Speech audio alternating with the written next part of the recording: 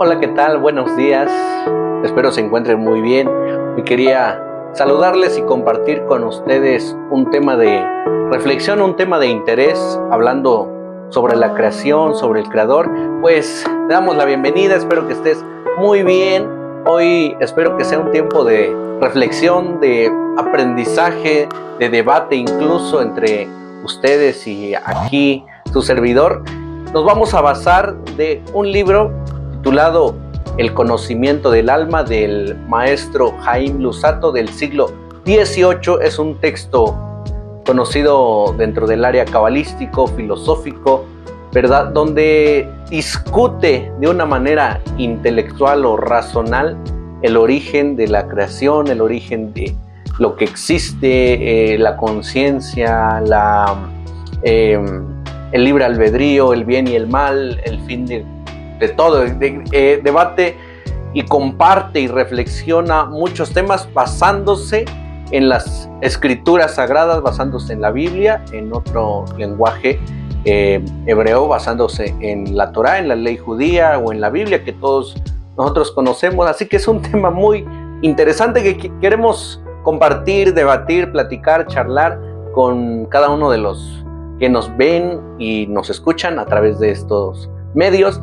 Y pues no vamos a esperar a más, vamos a este contenido. Pues empezamos, que Dios los bendiga mucho, que siempre estén muy bien, de la mejor manera. Quería iniciar con una pregunta, porque así es como comienza el libro. Para todos ustedes, para mí también, y el libro reflexiona de esta manera, el autor reflexiona de esta manera, diciéndonos y preguntándonos de dónde viene todo. ¿Cuál es la raíz de todo, de la existencia? Y quiero que se pregunten muy bien, que reflexionen en esta pregunta. ¿Cuál es la raíz, el origen de todo? Existen muchas teorías científicas, ¿verdad?, que basan en que todo surgió a raíz del Big Bang o a raíz de la gran explosión, ¿verdad?, hace ya miles y millones de años. Sin embargo, el enfoque judío, el enfoque bíblico, el enfoque cabalístico nos enseña y nos sumerge en un conocimiento no tan lejos ni tan separado del conocimiento científico, sino que en un aspecto más metafísico, más espiritual, más ¿cómo llamarlo?, más complejo incluso. Así que vamos a adentrarnos a esta paradoja, a este comentario, a este postulado que nos ofrece este maestro, que fue un maestro en Israel hace ya 3 siglos, que nos dejó un libro llamado El conocimiento del alma o el intelecto del alma. ¿Qué quiere decir? Intenta abordar temas metafísicos o temas del alma de una manera razonada o intelectualmente. Así que es un libro muy interesante realmente. Bueno, desde mi punto de vista, es un libro de mucho aprendizaje y de mucha reflexión, ¿verdad? Es un libro que busca adentrar a las personas de una manera intelectual o en base al razonamiento, al conocimiento, ¿verdad? Pues ese conocimiento que intenta mostrarnos o enseñarnos que es el origen de la creación, de todo lo que existe, o lo que el autor presenta como Dios, ¿verdad? Y nos hace la primera pregunta, volvemos a referirnos a esto, ¿de dónde proviene todo? Y ahí queremos iniciar con la reflexión, con la incógnita, ¿de dónde viene todo? O en otra incógnita sería, ¿de dónde viene Dios? ¿Cuál es el origen de todo? ¿Cómo inició todo? Bien, bueno, iniciamos con esto diciendo, pues el primer pasaje de la Escritura, el libro de Génesis capítulo 1, es una historia donde describe la creación en 7 días, ya sabemos, el hombre en el huerto del Edén, Adán y Eva, la serpiente, el pecado, etcétera, ¿verdad? Sin embargo, en este libro abunda un tema más profundo, preguntándose que antes de la creación antes de Adán y Eva, qué pasó, qué sucedió, cuál fue el plan, cuál fue la razón de todo esto, la existencia, ¿verdad? Hay un pasaje muy místico, muy profundo en el libro de Deuteronomio. En el libro de Devarim o en el libro de Deuteronomio de tu Biblia está escrito así, 29:29, las cosas secretas pertenecen al Señor nuestro Dios, mas las cosas reveladas nos pertenecen a nosotros y a nuestros hijos para siempre, a fin de que guardemos todas las palabras de esta ley. Este verso nos dice que existen cosas ocultas y cosas reveladas. Dice que las cosas ocultas son para sus hijos, es decir, para la humanidad, para nosotros, mas las cosas secretas pertenecen a Dios. ¿Qué quiere decir? Existe en nuestra realidad cosas que se desconocen, que están solo en la mente del Creador, del único, y existen cosas reveladas, cosas que se ha descubierto, cosas que se han discutido, cosas que la humanidad conoce, pero existen cosas que van más allá de nuestro conocimiento. Entonces desde ahí queremos partir, hablando de cosas ocultas y hablando de cosas reveladas. Hay cosas, asuntos en los cuales nunca podremos indagar y se desconoce, pero hay muchas cosas en las cuales sí podemos introducirnos, reflexionar, aprender, ¿verdad? Muchas veces nos han enseñado y nos han dicho, hey, no preguntes, o no tienes que saber, o esos son temas que a ti no te incumbe. Sin embargo, y algunas cosas, pues podría hacerse que sí, por el bien de nosotros es mejor no conocer. Sin embargo, hay muchas cosas que desconocemos, ¿verdad? Y necesitamos y deberíamos de saber, y una de estas es la existencia del Creador y de cómo Él, ¿verdad? Quiso crearnos, o por qué Él nos creó, o cuál es la base por el cual Él decidió pues crearnos, ¿verdad? Ahí es donde parte toda esta incógnita que nos revela el autor, o nos introduce el autor y nos dice cuál es el origen de la creación, cuál es el origen de todo esto, ¿verdad? Y ahí comienza ya la discusión y nos plantea una segunda pregunta y nos dice, bueno, en la creación existe el concepto de el bien y el mal, o la perfección y la imperfección. Que la creación de Dios es una creación en donde existen y existimos bajo estos dos conceptos, el bien y el mal, lo perfecto y lo imperfecto, considerando las cosas del mundo donde Dios existe como el bien absoluto, y las cosas donde nosotros existimos, existe un lugar donde existe el mal, ¿verdad? O la antítesis de Dios o la antítesis del bien. Sin embargo, para llegar al conocimiento de esto, primero tenemos que preguntarnos ¿por qué Dios decidió crear lo que Él creó? Esta es una pregunta muy profunda. ¿Por qué Dios decidió crearnos? ¿Cuál es el fin? ¿Cuál es el propósito? Si bien este libro y otros libros de antiguos, tales como el libro del Zohar, el libro de la formación, entre otros, nos revelan, nos cuentan estas respuestas, vuelvo a repetir, no de una manera llana o abierta, porque respetan lo que está escrito en la Escritura, que mencionamos desde un principio que existen cosas ocultas y existen cosas reveladas. nos revelan las cosas que se nos permite y que podemos aprender, ¿verdad? Y se nos oculta las cosas que no podemos, y no en un sentido de poder, en un fin de que alguien nos lo prohíbe, sino en un sentido de poder, que nuestras capacidades alcancen y tengan vaya redundancia, la capacidad de poder alcanzar y comprender estos temas, estos asuntos todavía más ocultos. Sin embargo, podemos reflexionar sobre por qué Dios creó todo lo que creó. Y bien, ahí comienza la historia de la Cábala, diciéndonos que Dios, en su más infinita supremacidad, en su más infinita supremacía, en su infinita existencia, porque en un principio solo Él y Él estaba.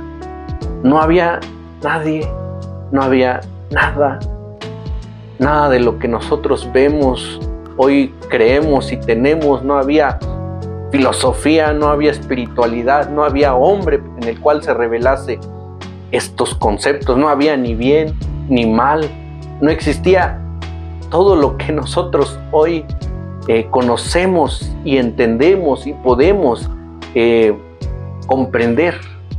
Lo único que existía era Él y su absoluta existencia, infinitud.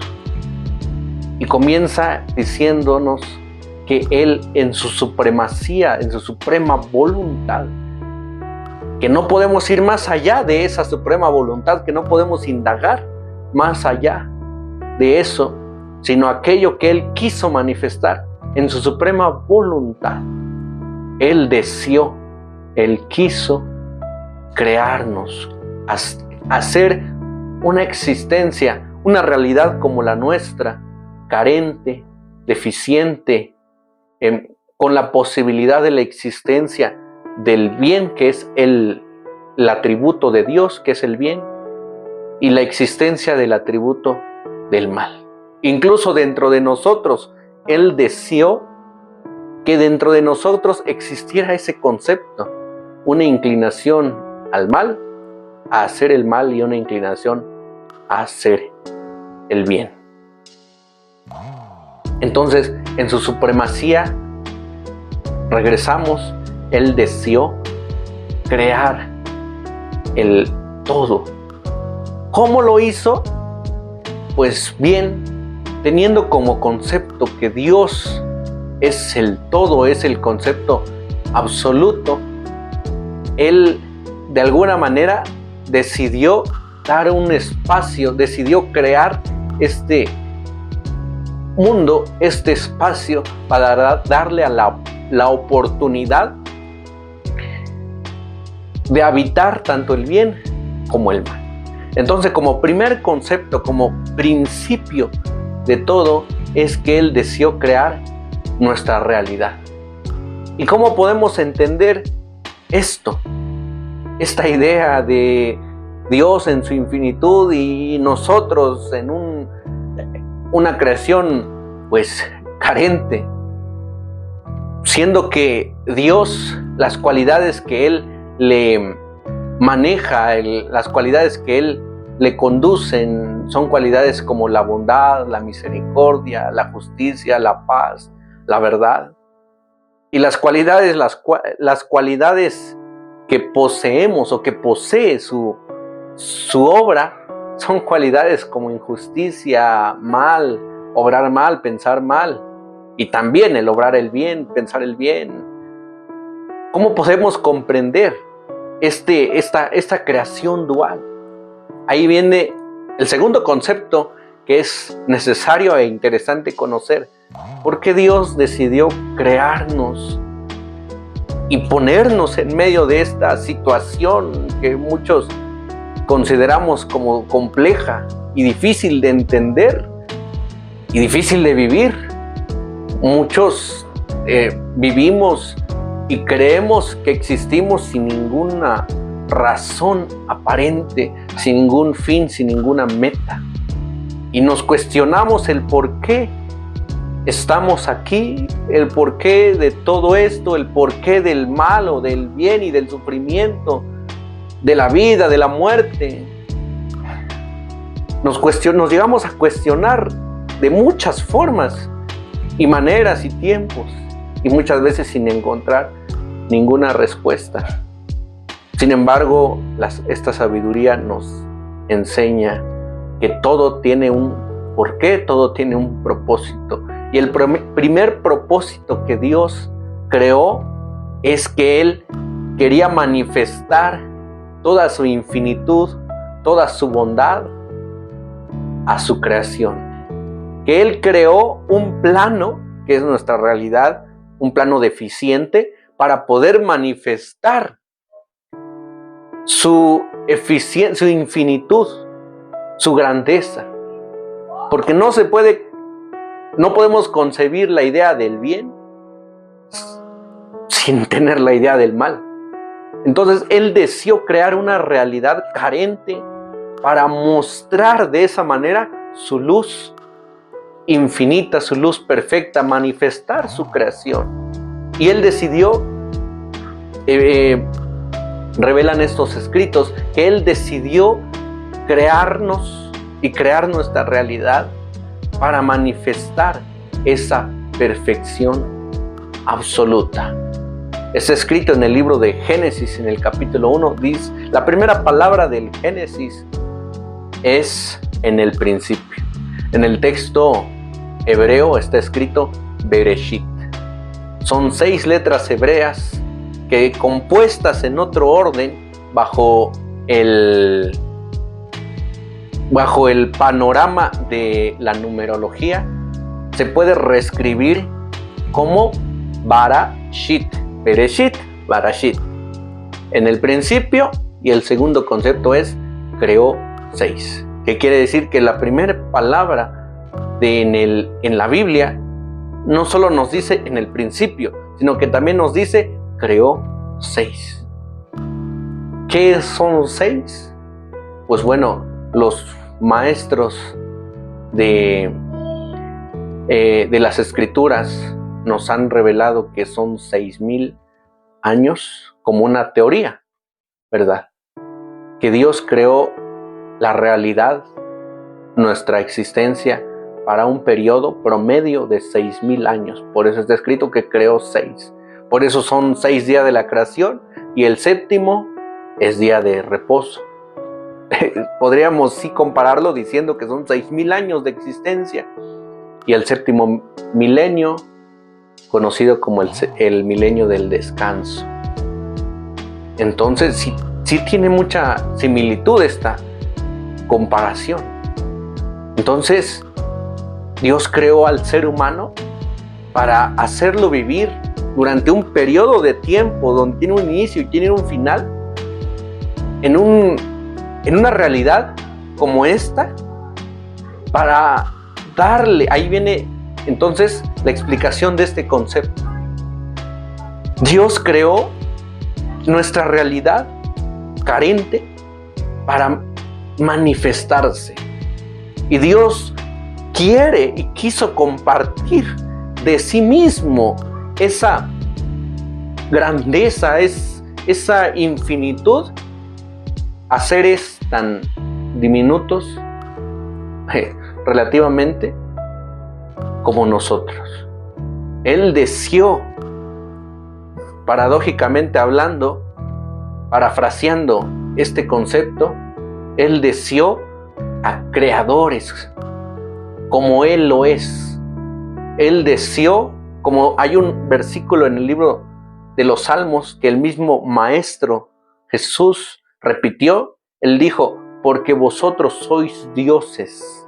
Cuando el Maestro le decían, ¿por qué te haces llamar el Hijo de Dios? Y Él recitó un Tehilim, un salmo, y Él dijo, porque vosotros sois dioses.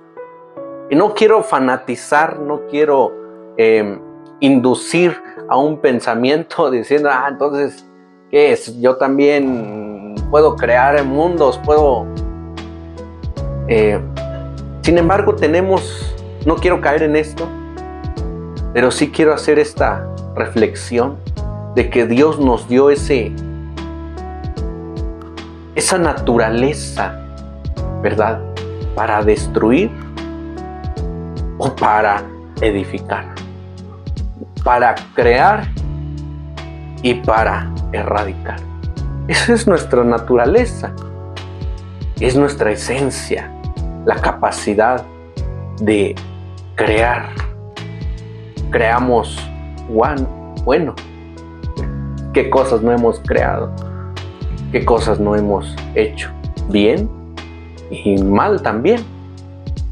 Dios nos dio esa facultad, por eso existe una parábola en el libro de Génesis donde menciona en el capítulo 1 y 2, donde dice que Dios dijo, hagamos al hombre.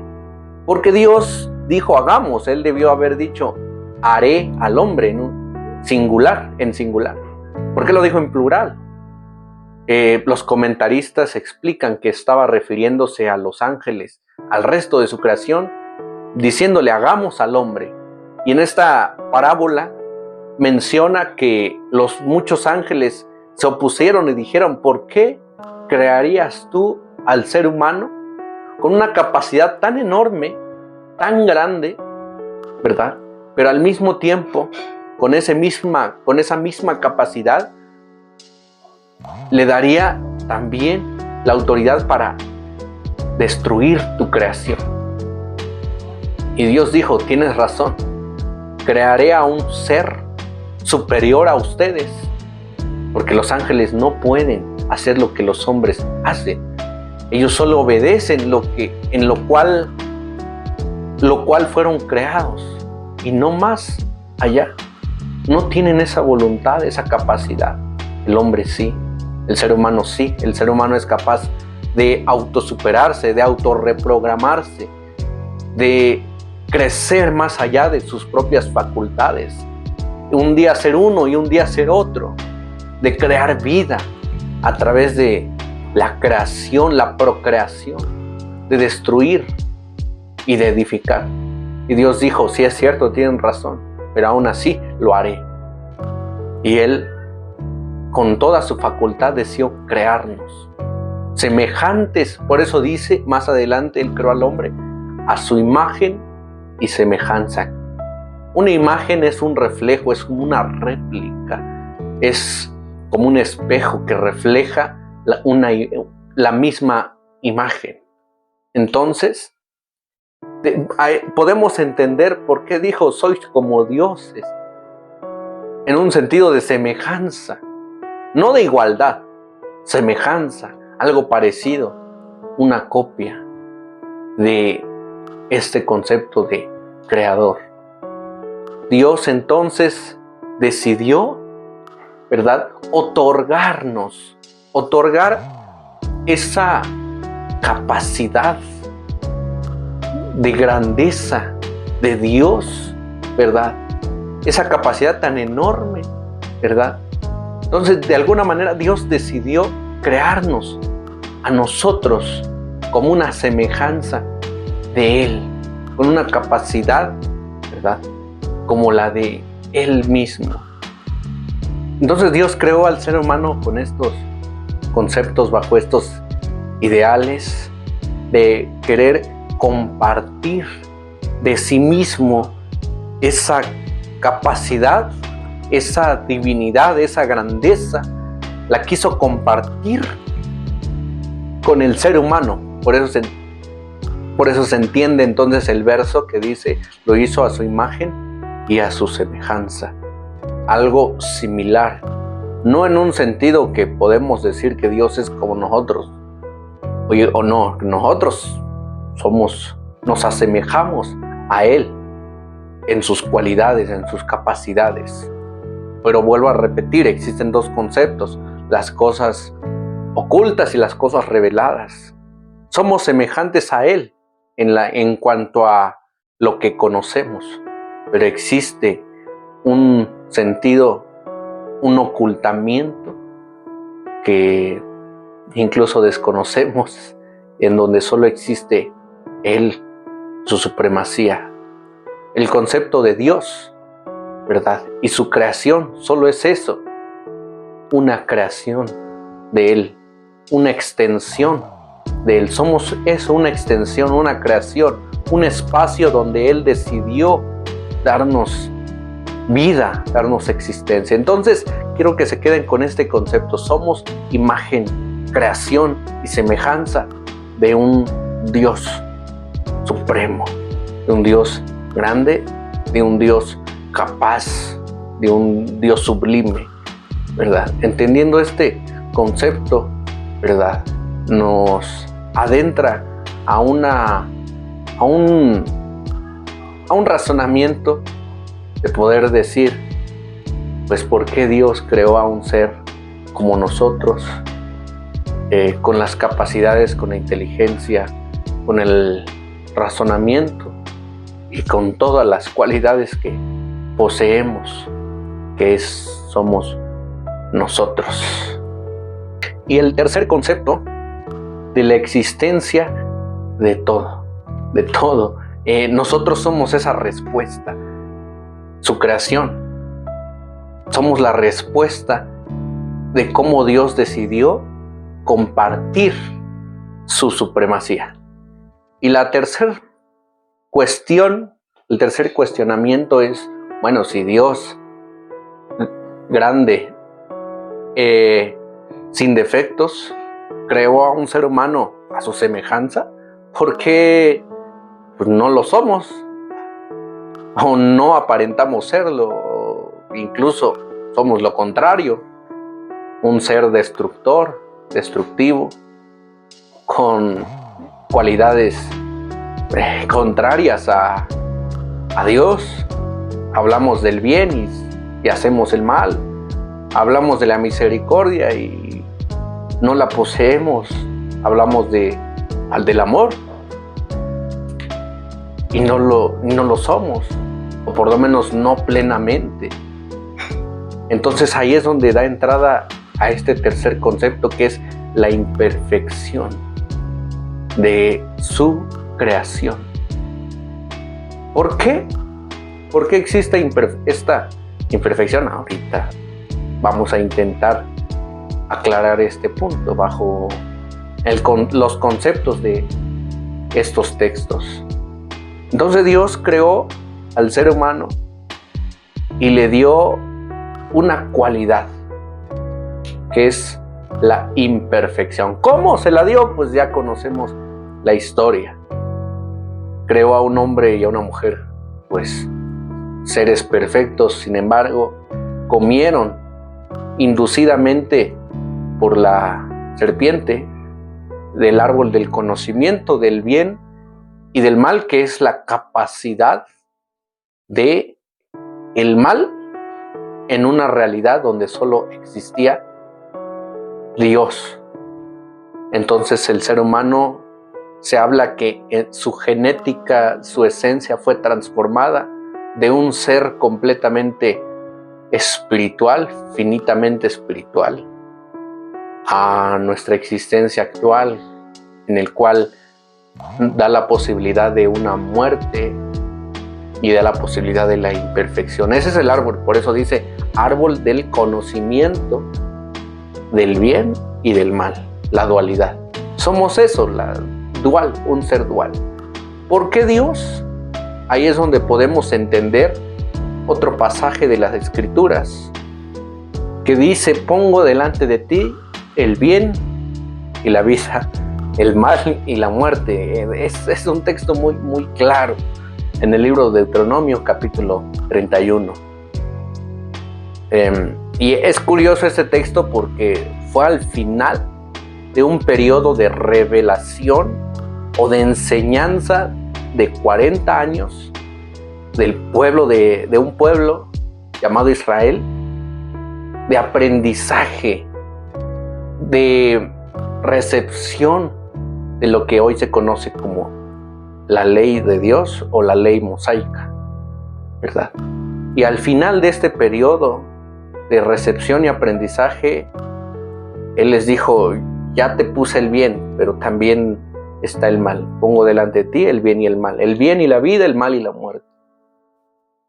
Entonces Dios nos dotó de un libre albedrío para poder comprender, interiorizar y escoger, tomar lo bueno y lo malo. Entonces Dios nos dio un libre albedrío.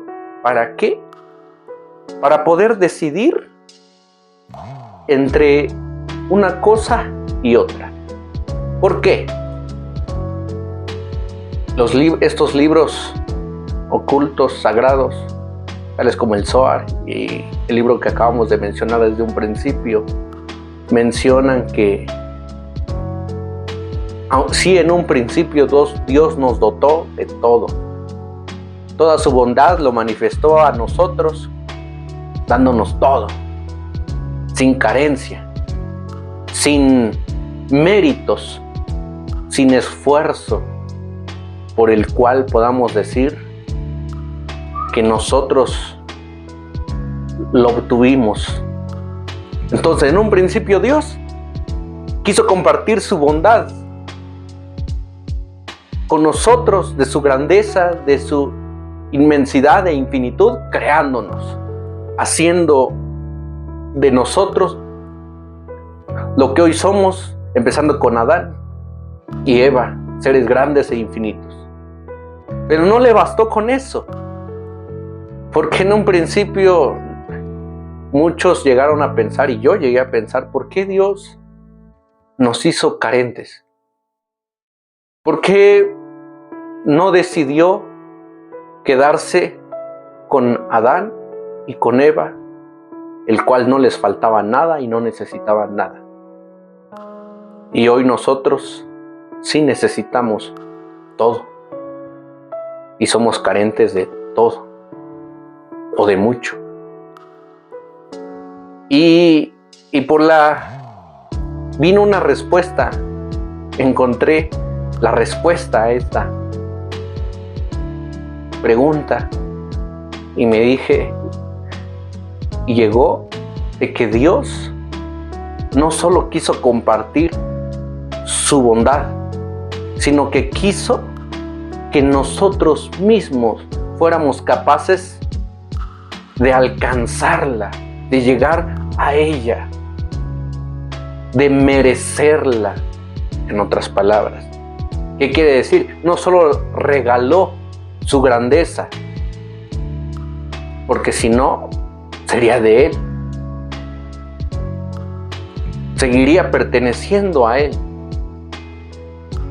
Y nosotros, ¿verdad? Simplemente seguiríamos siendo más que una creación. No tendríamos este libre albedrío, esta facultad, este derecho que tenemos de escoger, porque tenemos ese derecho. Nadie sugestiona, ni siquiera Dios mismo ha sugestionado al hombre o le ha impuesto a escoger una cosa u otra, sino que le ha dejado el libre albedrío para decidir crear o destruir. Y nos dio esa autoridad, ese derecho, vuelvo a repetir, de poder ganarnos aquello que Dios nos dio desde un principio, que es esa infinito. Por eso muchos esperan con ansias, ¿verdad?, el mundo venidero o el paraíso o lo que como le quieran llamar, porque esperan recibir esa recompensa que les espera. Pero ¿cómo se llega a eso? ¿Verdad? Es ganándolo, ganando ese derecho.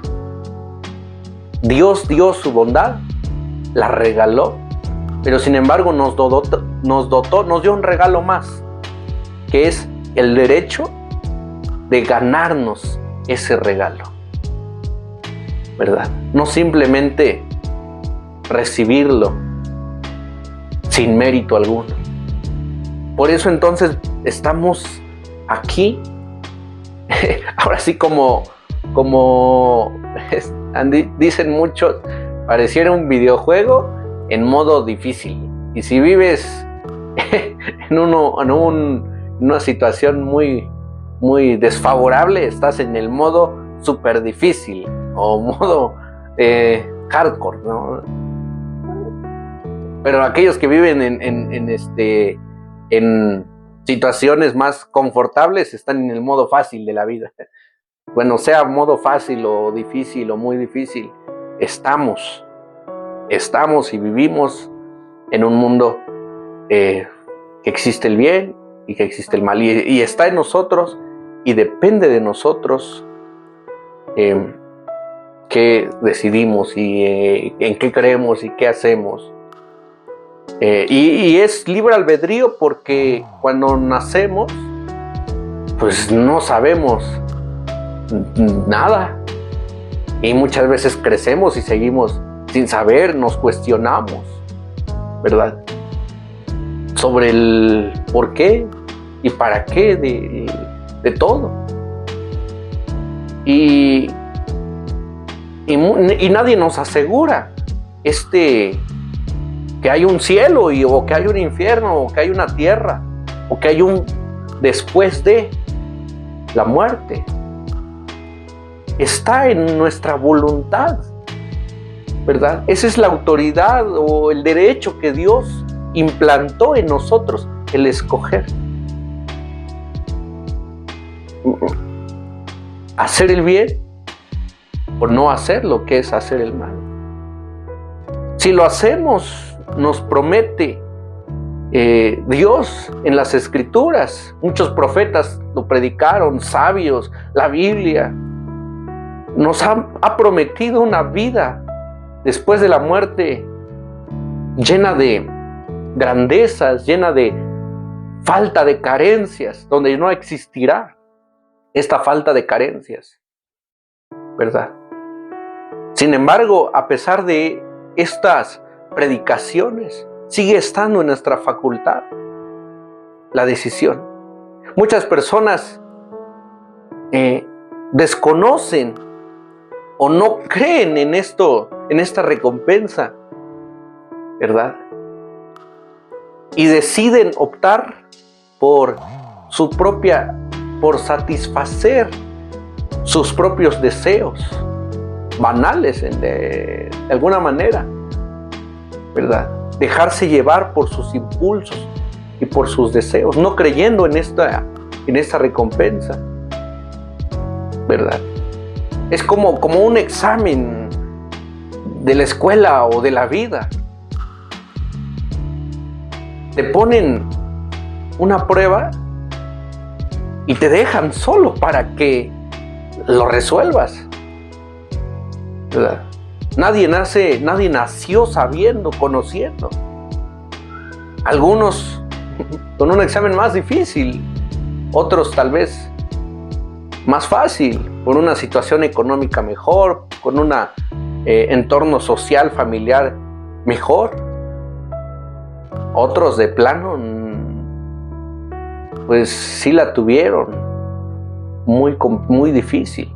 Una situación económica, circunstancia social, incluso de enfermedad o lo que tú quieras. Lo que nosotros podríamos conocer como adversidades. Y nacieron en ese contexto, sea favorable o no, pero siguen teniendo esa misma facultad de decisión entre el bien y el mal. Entonces, está en nuestra voluntad ganarnos ese bien absoluto, o como los textos revelan, un castigo después. Está en nuestra decisión, aunque se entiende que el castigo, luego tal vez en otro momento hablaremos de esto, que el castigo solo es un proceso por el cual Dios rectifica al ser humano, el alma, el espíritu y el cuerpo, para después, ¿verdad?, hacerlo partícipe de ese bien absoluto que es la recompensa. Porque el fin de Dios no es castigar al hombre, sino hacerlo merecedor de su bien absoluto que está después de la muerte. Entonces llegamos a esta parte final de este tercer punto, que es el libre albedrío, que sí, de nosotros depende en escoger, que Dios está en nosotros, somos la semejanza de Él y tenemos el derecho y el libre albedrío bajo la lupa, bajo las enseñanzas de tanto de estos maestros y de las escrituras mismas, e incluso de Jesús. Él mismo lo dijo: el que quiera hacer estas palabras, dijo, dándonos a entender que es el que quiera hacerlo, ¿verdad? Algunos les han predicado, han oído, muchos otros aún no, e incluso sin saber de estos conceptos, de todos estos temas, de la recompensa o del castigo, han decidido por voluntad propia escoger hacer lo bueno. Y esto es el libre albedrío.